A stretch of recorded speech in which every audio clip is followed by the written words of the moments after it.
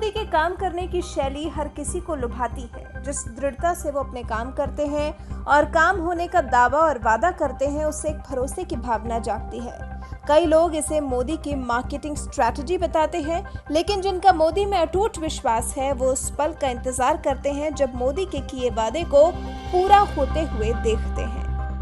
और मोदी के भारत को लेकर ये विश्वास सिर्फ भारत के लोगों में नहीं है, बल्कि कई ऐसे और दिग्गज भी हैं जो मोदी के भारत में भरोसा करते हैं। दुनिया के दूसरे सबसे अमीर शख्स बिल गेट्स को ही ले लीजिए। बिल गेट्स को भारत से बहुत सी उम्मीदें हैं। बिल गेट्स के मुताबिक अगले साल में कभी भी कोरोना की वैक्सीन आ सकती है। अगले साल की पहली तिमाही तक तो कोविड-19 वैक्सीन आ ही जाएगी। जरूरी नहीं कि भारत उसे बनाएगा, लेकिन इतना जरूरी है कि बड़े स्तर पर वैक्सीन का उत्पादन भारत में ही होगा। जी हाँ, ऐसा विश्वास भारत में दुनिया के दूसरे सबसे धनी व्यक्ति ने जताया है।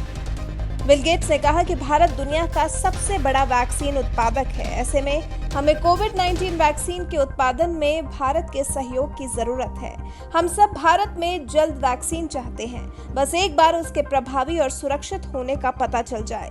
एक बार कोई भी वैक्सीन, चाहे वो एस्ट्राजेनेका की हो, ऑक्सफोर्ड की हो या नोवावैक्स की हो या फिर जॉनसन एंड जॉनसन की हो, बस आ जाए तो गेट्स भारत में उसके उत्पादन की पूरी कोशिश करेंगे। बिल गेट्स का फाउंडेशन भी कोरोना से लड़ाई में अपना पूरा योगदान दे रहा है। बिल गेट्स के मुताबिक ये कोई विश्व युद्ध जैसा नहीं है, लेकिन उसके बाद की सबसे बड़ी चीज है। पूरी दुनिया को वैक्सीन समान रूप में मिले, भारत इसमें मदद करेगा। माइक्रोसॉफ्ट के संस्थापक के मुताबिक हमारे पास एक मॉडल है जो दिखाता है कि अगर आप सिर्फ रईस देशों को वैक्सीन भेजोगे तो बाकी दुनिया में जितनी मौतें होंगी उसकी आधी जानें बचाई जा सकती हैं। इसके लिए जिन्हें ज्यादा जरूरत है उन्हें वैक्सीन मुहैया करानी होगी।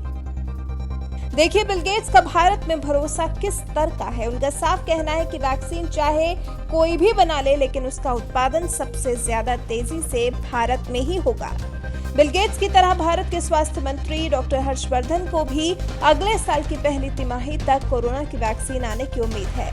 हर्षवर्धन ने कहा, देश में कई वैक्सीन के ट्रायल्स चल रहे हैं, लेकिन 2021 की पहली तिमाही तक हम निश्चित तौर पर इसके परिणाम जान जाएंगे। केंद्र सरकार वरिष्ठ नागरिकों और उच्च जोखिम वाले क्षेत्रों में काम करने वाले लोगों के लिए कोविड-19 के टीके को आपात स्वीकृति देने पर विचार कर रही है।